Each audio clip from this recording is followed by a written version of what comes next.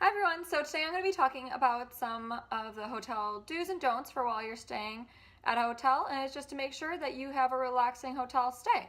So I'm just going to jump right into it, and my first do is to make sure you call the hotel in advance if you are going to be checking in after check-in time. So let's say the hotel's guaranteed check-in time is at 3 p.m. Call at least at like 2 p.m. saying if you're going to be a late arrival. So if you're going to be checking in after that time, just call and say the time that you are going to be arriving. The reason I say that you should do this is because hotels overbook. So that means some hotels will have like 300 rooms and they will sell out to 306 rooms, let's say. So that means they don't have 6 rooms that for reservations that people could be checking in for. That's because hotels are guaranteeing on no-shows or late cancellations that these people will not be showing up. But sometimes it happens that everyone shows up and those 6 people are going to end up having to stay at another hotel. There are some hotels, every hotel does it different, but they will have it that they will compromise you in certain ways because of the inconvenience of having to go to another hotel, but not all hotels do that. It just varies. So if you want to make sure you are staying at the hotel that you booked, just call and let them know that you will be arriving at blank time that you say you will be arriving at. That way they assign you a room and you are guaranteed your room then. My next one is a don't, and that is do not yell at the hotel staff. You shouldn't yell at anyone in general, but especially someone you do not know. I don't care what has happened during your stay and how frustrated you are.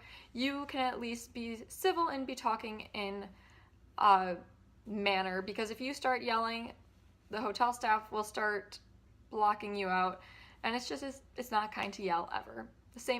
You should never yell at any customer service person in general. So there's just like a friendly word of advice. The next is also don't, and that is don't get mad if there is a pending authorization on your credit card or debit card.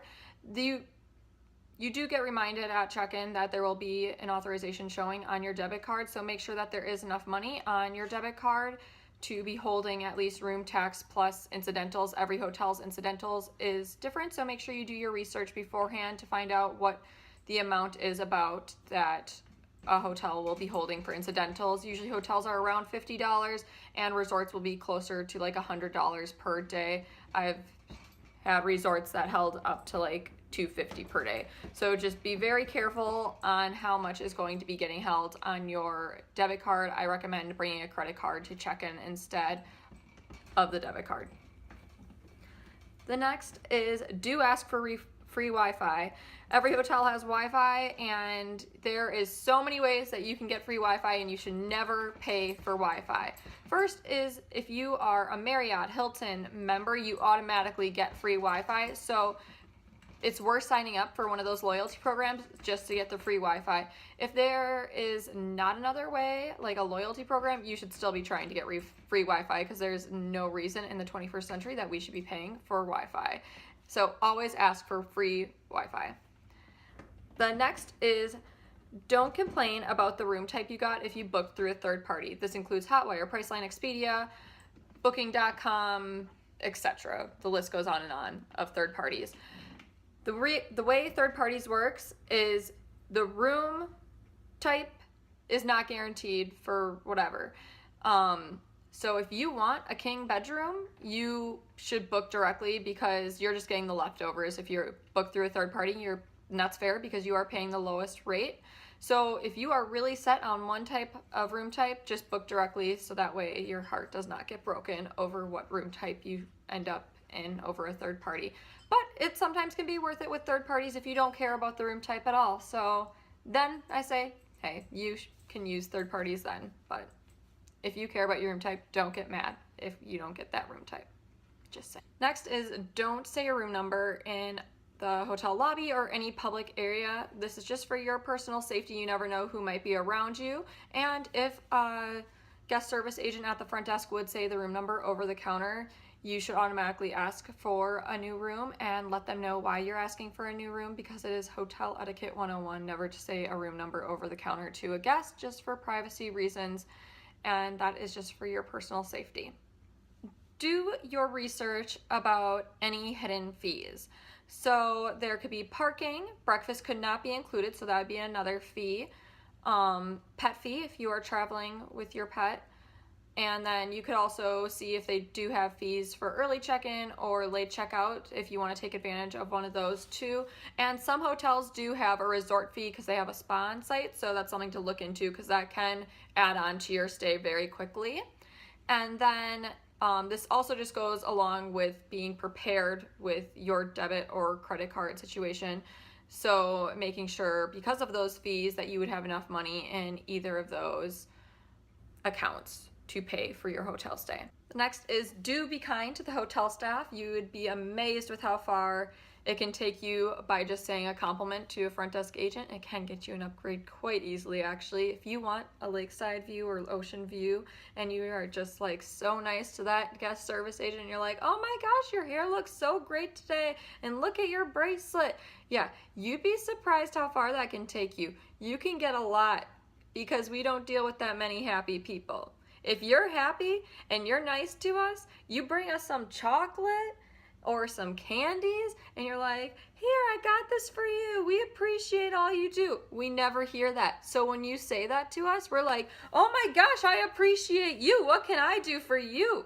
And then you're going to get the greatest service for your whole stay because you're going to be known as that nice lady staying in room 711, and everyone's going to love you in the hotel, and you're going to be like, oh my gosh, this person's so nice.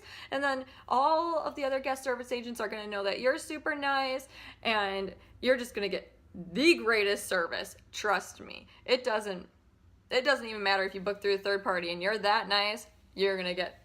The other day, actually, this is me going off onto a tangent. The other day, I had a Hotwire booking, and this is only a hotel thing, like, for some reason third parties just like annoy us, and I'm sorry, it's just a fact. They annoy us. So, I had a Hotwire booking. They came in, they asked for an upgrade. Sadly, I did not have any upgrades available. They threw a 20 over the counter, and I'm like, dang it, I wish I had an upgraded room for you because you're a nice person.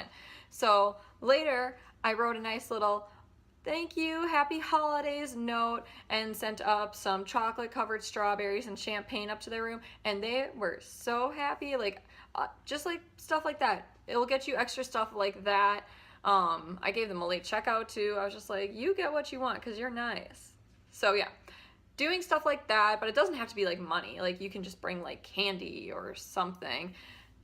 We are so happy. So happy. Sadly, Disney employees can't accept any tips, but you can still be nice and compliment us on like, well, I mean, we're wearing hideous costumes at Disney, so that doesn't even count.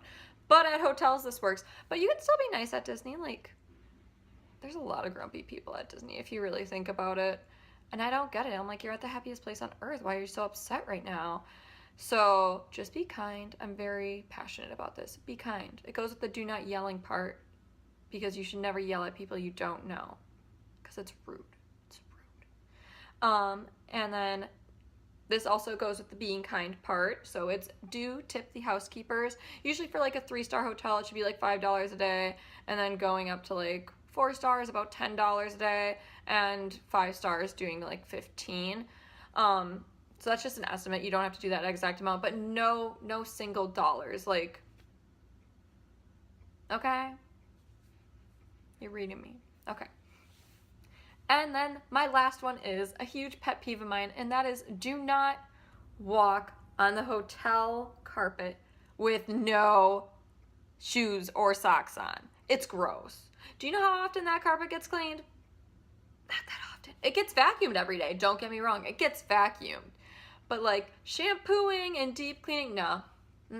That's not happening that often, really. So it's like people who are on airplanes and they walk and on the airplanes without shoes.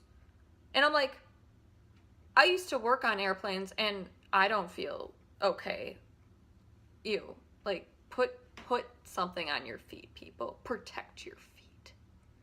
So yeah, that is all my hotel do's and don'ts tips.